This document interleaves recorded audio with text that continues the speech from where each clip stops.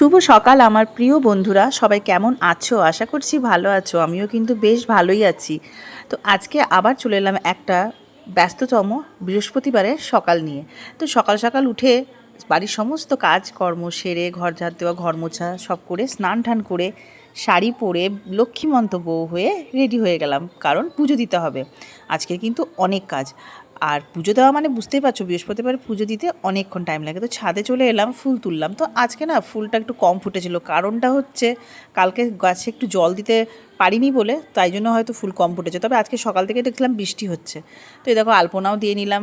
আর আলপনা খুব একটা ভালো পারি না, তো চেষ্টা করি দেওয়ার জন্য। তো এই দেখো পুজো টুজোও দেওয়া হয়ে গেছে। আর পুজো দিয়ে ধুনো দিয়ে দিচ্ছি, পরে পাঁচালি পরবো। আর আজকের পুজো দিতে বসে ভালোই লাগলো, কিন্তু বেশ অনেক ফুল দিয়ে আমি কী করি, সিংহাসনটা বেশ সাজিয়ে দিই। তো মনটা বেশ ভালো লাগে। তো কিছু করার নেই, ফুল আজকে নেই ছাদে, বেশি ফোটেনি, তো কী করবো, নাহলে আমার অনেক ফুল ফোটে। তো চলো, পুজো আমার শেষ। আজকের আমার এই ছোট্ট মিনি ব্লগটা তোমাদের কেমন লাগলো অবশ্যই কিন্তু কমেন্টে জানিয়েছো। আজকের মতন টাটা, সবাই ভালো।